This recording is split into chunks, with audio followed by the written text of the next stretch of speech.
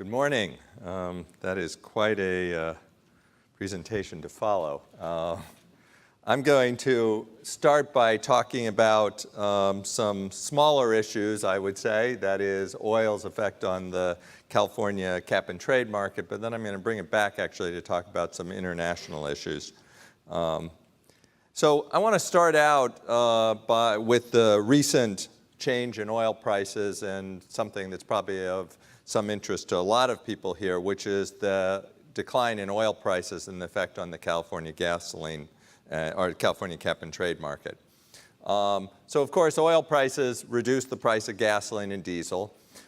We've seen prices come down a lot in California, not nearly as much as in the rest of the country. Partially that's because of some California-specific factors. We're seeing right now the highest margins in California gasoline market that I have seen in certainly many, many years between retail prices and the price of oil.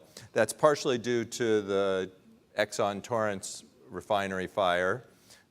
It's a little bit of it is due to cap and trade and fuels coming under the cap, but only about 10 cents a gallon. Most of the rest is an abnormal spike which started to reverse until a few weeks ago when we've started to see it climb again. And as of this morning, actually, California gas prices are about 95 cents above national average, where we would normally expect them these days to be about 40 cents above national average. So is that going to have a big effect on the cap and trade market? Well, I want to walk you through my logic on this and the argument that actually this is going to be a pretty minor blip in the market. As much as the price of oil has declined quite a bit, and we're still seeing a bigger gap than we have seen in many years, with the price of gasoline in California remaining pretty high. We are going to see that margin close. I think 95 cents is certainly not sustainable, between California and the rest of the country. But oil prices are also very likely to start rising again. Futures markets are forecasting that, and I think that most of the analysts in the market see that likely to happen. But this is sort of a calibration of what it might be doing. First, we have to think about, well, how much is it really going to change gasoline consumption? And the fact is that we don't just have a cap and trade market in California. We have a lot of complementary policies. And those complementary policies are actually built to reduce our use of gasoline. And the two biggest are fuel economy standards and the low carbon fuel standard. As a result, and when we did our analysis of the cap and trade market, we were actually looking at how much would higher prices reduce gasoline use. And what we found is the answer is probably not very much, because if you're already, through other standards, moving people into high fuel economy cars, if you're already switching the fuel mix, then a higher price of gasoline doesn't get them to do as much more of that as they would have if you didn't have those complementary policies. As a result, where we came out is that the best forecast for how people will actually respond to price increases is at the low end of what the historical predictions have been about price elasticity of demand for gasoline. The same logic goes into price declines. Yes, it is the case that if the price goes down, people want to buy more gas guzzlers, want to drive more, et cetera. But if we have fuel economy standards, if we have a low carbon fuel standard, and this is a critical point, if we stick to them, and if we are willing to maintain the trajectory we've laid out for those standards, we're actually going to see a fairly small response to lower gasoline prices. Now, I say that's a big if because the history is not really with us on a national basis.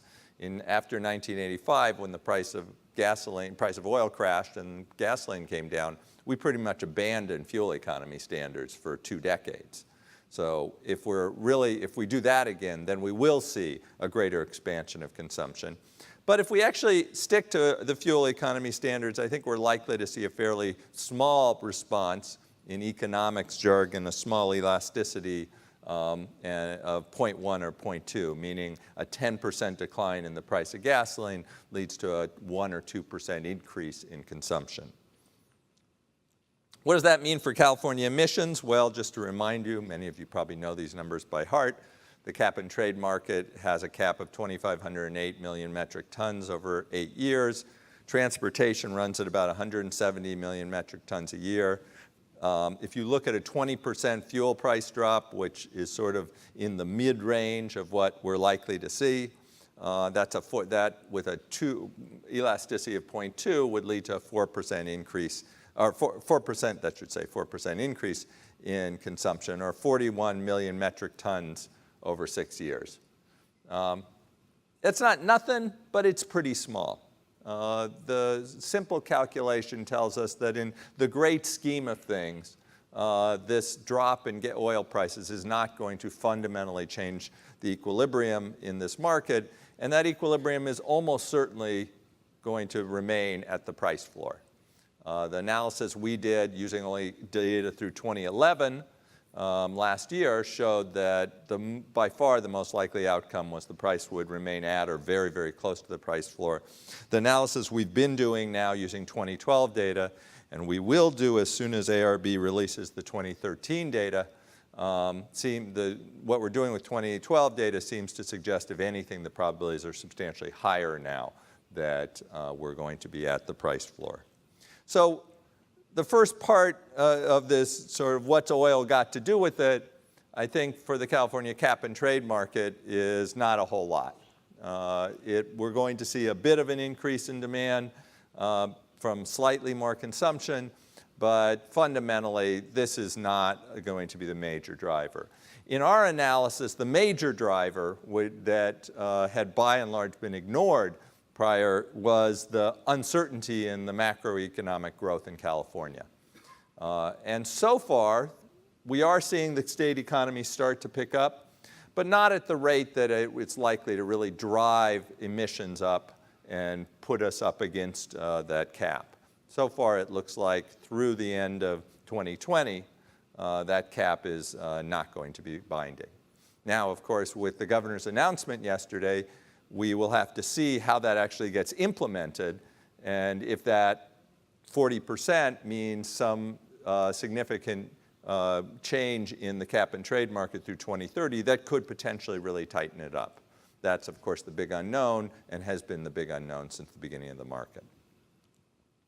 But now I want to turn to the global implication, and in doing so, return to Admiral Herring's comments about oil in the global context. Because I think when we think about it in the global context, if anything, I am as worried or more worried than Admiral Herring is, because I actually see this as a huge challenge that we haven't really faced up to. So going back to the drop in oil prices that we saw over the last year, the bigger story, I think, is that it took a very small supply-demand imbalance to cause that drop. The best analysis suggests that at most we saw a shift of 5 million barrels per day consumption, excess supply relative to demand, relative to where we expected it to be. So you can see that on this graph, just before the vertical dashed line, you see the demand consumption dropping down below production, and that excess production over the last year or so. And that is what is generally attributed as the cause of the plunge in oil prices.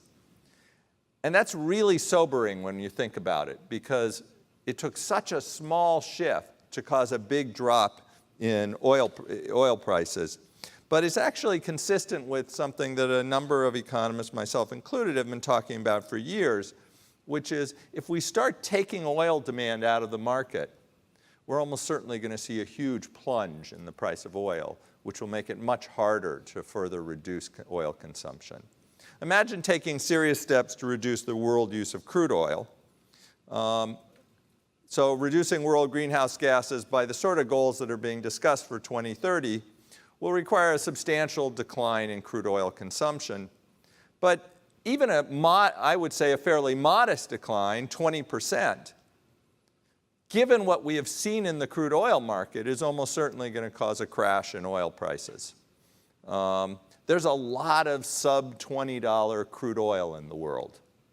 If we took 20% of demand out, and ultimately we're going to have to take more than that out, but if we took 20% of demand out, we would take out all the marginal production that has been driving oil prices up. You know, it is true that when we've been seeing $100 crude oil, we've been seeing production that actually costs nearly that, $70, $80 a barrel. That stuff, of course, goes away when the price crashes. But it turns out that that's a fairly small share of the world oil market. There's a huge amount of cheap oil in the world. And if we take 20% out of the crude oil market, 20% of consumption out, we're going to take out those marginal barrels that are expensive and be down to much cheaper oil. This is a study that was done by two of my colleagues at Berkeley, actually 8 years ago, but it still highlights the area to the left of the vertical axis is what's been already consumed in the history of mankind. And the area to the right shows conventional oil, which is that we're not even halfway through conventional oil. And then some estimates, this was back in 2007, of the cost of various others. One of the things to note is way out on the end is oil shale, which turns out to be nowhere near that expensive today. Here's an estimate from IEA that does basically the same sort of analysis. Again, the produced part is a small share of conventional resources, and those conventional resources are cheap. Keeping those conventional resources, economically keeping those conventional resources in the ground is going to be very, very challenging. Here's some economics wonkiness that may help explain it for some people. This is the sort of equilibrium that we were seeing prior to last July, where we had a lot of cheap oil in the market, but then the last few barrels were more expensive. And so we were getting a price that was reasonably high. A little shift of demand, or of supply out or of demand in, caused the price to plummet. And that's completely consistent with the general analysis of oil markets, that most of the oil is actually still pretty cheap to produce, and of course it's getting cheaper because there's a huge amount of money to be made improving the technology in extracting hydrocarbons. So that technology is going to be getting better. It's very exciting what's happened in solar and wind in the last 5 years. But at the same time, hydrocarbon extraction has not stood still. It's gotten cheaper as well. So what are the implications for replacing gasoline? Well, this is what I teach my MBAs, that if you want a small-scale business model that can make money, if you can beat $3 a gallon, you can probably be in business as long as we continue using a lot of oil. You can take a little bit out of the supply structure and put it into your alternative fuel source, and as long as you can beat $3 a gallon. But that's not going to work if you really want to change the world. If we want global displacement at a significant scale, and we want to do that before 2050, because there's enough oil easily to get us to 2050, that's going to require a technology that can come in much lower than that, probably $1.50 a gallon or cheaper.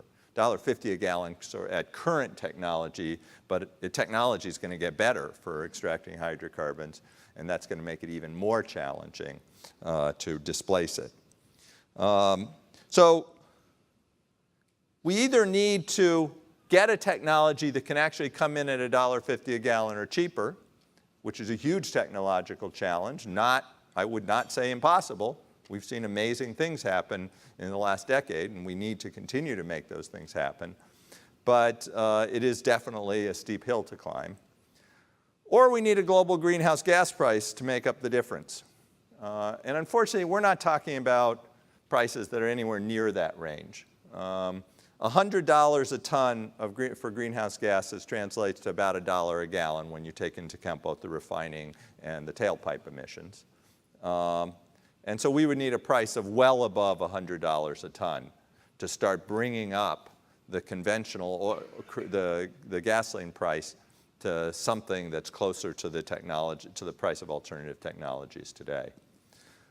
So when we think about that, I think it makes 2 points. First of all, the need to negotiate global agreements that are really going to have some real punch to them, that aren't just going to say we all have a goal, we're going to cooperate, but actually are going to really change the discussion in a way, in a direction that matters, is greater than ever. And that I think we're, even with the optimism I'm starting to hear about the Paris meetings, I still face a huge challenge there. And secondly, there is a greater need than ever to push forward on technology. It's great to be in California, where technology is something that we specialize in. I think California is showing real leadership in reducing greenhouse gases. I actually think we're not showing enough leadership in the technology side. I worry that we are too focused on just hitting a goal for California's greenhouse gas reduction, because hitting that goal for California isn't going to change the world. California is 1% of greenhouse gas emissions. If we hit a goal in a way that's very expensive and the developing world's not going to adopt, we can pat ourselves on the back, but climate change is still going to roar right along. We need to figure out how to hit that goal with technologies that actually are going to be exportable to the developing world. And I'd like to see a lot more emphasis on that, on developing the technologies that China and India and the poorest countries in the world might adopt as they come out of deep poverty and start massively, exponentially ramping up their energy use. When they do that, we are going to have a burgeoning growth in energy demand and greenhouse gas emissions if we don't have a technology to offer those countries that can replace it. They had, living in abject poverty, it's going to be pretty hard to say we will forego moving into even lower middle class standard of living in order to reduce our greenhouse gas emissions. I think that's just politically not likely to happen. So I think realistically we need to come up with technologies that allow growth in those countries while at the same time reducing greenhouse gases. So let me conclude and, whoops, okay, I guess I will conclude. So the crude oil price drop hasn't really passed through to California as much as you might expect. Gasoline prices haven't fallen as much, but even if and when they do, if crude oil prices stay down, the effect on the California cap and trade market is likely to be pretty small. The newest numbers that are going to come out and have come out, and I think will be coming out soon, are going to point us, I think, ever more towards the realization that through 2020, the cap is really very generous, not really binding, and we're going to stay at the price floor. I don't see that as big, so I don't see the lower gasoline price as a big change to that. So long as complementary policies are enforced, so long as we really do stick with greater fuel economy standards and the other complementary policies. The crude oil price drop, though, I think is an indication of a much bigger challenge that we face globally in trying to get off oil. And this is a much bigger problem, by the way, with oil than with coal or natural gas, where the price actually isn't that far above the cost of most of the extraction. In crude oil, that's just not the case. There's a huge amount of crude oil that's massively cheaper than the market price right now. And so that is the big challenge in driving that out of the market. We can do it with price. If we can get a global agreement on taxing or pricing greenhouse gases. If we can't do that, we are going to have to do it with technology. That is, coming up with technologies that can cost effectively replace pretty cheap crude oil. And that's a huge challenge, and I think it's the one that we really need to be focused on. Well, I think it's great that California is reducing its greenhouse gas emissions. I think we need to do it in a way that also creates these technologies that we can export to the developing world. Thank you very much.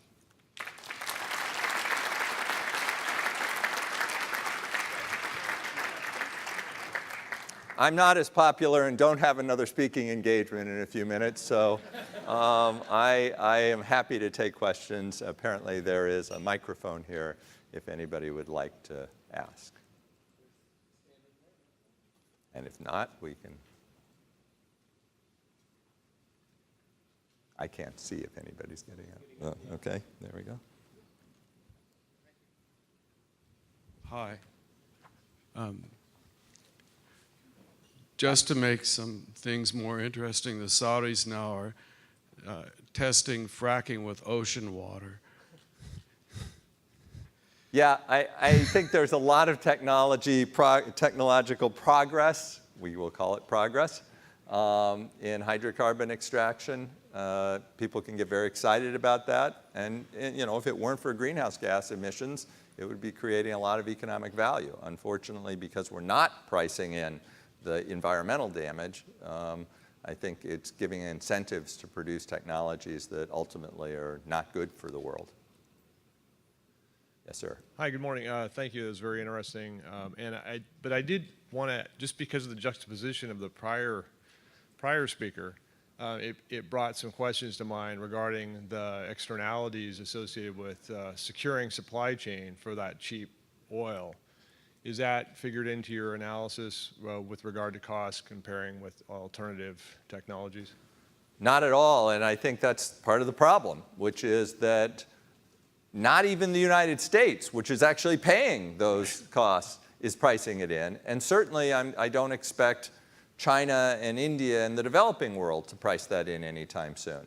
So I think that's actually, it's not just the climate externalities, it's also the security externalities that are not priced into, not priced into what we're doing with oil. I want to make one other related point, though, which is I worry, as much as I completely agree with the concerns about oil security and the costs of oil security, it's important not to get completely focused on that, because if you do, the coal industry has the solution. And they're very happy to make that clear, which is if your problem is security, there is an endless amount of coal available, and we can turn it into a transportation fuel. That technology's been around for nearly a century. So while energy security is definitely one of the issues, it's not the only issue, because if it were, we could solve that problem with technologies I think we really don't want to go down. Yes, ma'am. You mentioned these extraordinarily high refinery margins in California. Why are they so high in California? Is it just that the market will bear a higher profit margin in California? And what are the implications of that? Yeah, I'm on the Petroleum Market Advisory Committee to the CEC, and I'm going to be a little careful about what I say, more than I would have been a year ago. But it's certainly the case. What I think we know is that the refinery margin, or the retail price differential is what I'm, after January 1st, when cap and trade went into effect, did pretty much what we expected. Went up by 8 or 9 cents, and that was the cap and trade differential. And things moved along, and then of course as February came, we often start to see those differentials go up as we switch over to summer blend gasoline. We started to see that. And then February 17th, I think it was, the Torrance refinery had a major fire, and then we just saw things expand substantially. They got up to 80-ish cents differential between California and the rest of the US. The true cost differential is around 40 cents these days. So we would have expected it to narrow. It was narrowing, although I have to say slower than I would have expected. And then it started widening again in the last couple of weeks. And I am not sure what's causing that. Certainly we do still have a supply disruption. I was actually on the Attorney General's gasoline price task force back in 2000, the first time we started focusing on this. And there were real concerns about import constraints and the ability to bring in California blend gasoline. And I think there are still concerns that we're not getting the imports I would have expected by now from out of the state. But I think that it needs more further investigation. Jim. Hi, Severin. Good to see you. We've been talking all morning about oil, and you've been talking about the price of oil, and your presentation was depressing. Thank you. In that you, like I. But not as depressing as Admiral Herring. No, no. You got to give me that. I'm trying to survive that presentation in totality. But, you know, you and I have dealt with this for years, if not decades, and I've been a huge advocate for alternative fuels and technology and what have you. And your price point for what it would take to get alternatives to make a difference is scary. It's cheap. And I've waited a long time for technology to evolve and bring us a lot of this, and it isn't happening, and I'm getting old and afraid in my lifetime it isn't going to happen substantially. So I wonder if I can't stray to another area, and that is there another way to fight this fight? And is it possibly by convincing societies, nations, particularly developing nations, to flood their society with alternative means of moving people, mass movement of people, better transit, anything to cut down the dependence on the private automobile? In 1996, I went with the United Nations to China. My subject was transportation technology. I tried to tell them, and they ignored it obviously completely, do not do what the Western world has done and depend on automobiles, et cetera, you know, move rapidly to rapid transit. They're doing it all, but everybody's infatuated with automobiles. All developing country people want an automobile. What can we do to change this? This is a lifestyle change. It's not the price of oil. What are your thoughts on that subject? What governments need to do? Well, I mean, you're getting towards the issues of urban planning and geographical planning, even beyond urban areas. I think there are ideas, that's not my area, but I think people have been thinking about this for a long time, about how to plan societies that need less personal vehicle transportation. Unfortunately, I think that what my analysis suggests is as we start doing that and we start reducing oil consumption, it's going to become cheaper and cheaper to drive a car. And it's going to ramp up the political pressure to let me have a car because it's not so expensive to operate it. So I think that I don't see an easy solution with the urban planning approach. It definitely has to be part of the solution because I think we have to recognize that the sort of societies we built with a lot of long distance commuting and suburban living actually is very oil, transportation intensive, not just energy intensive.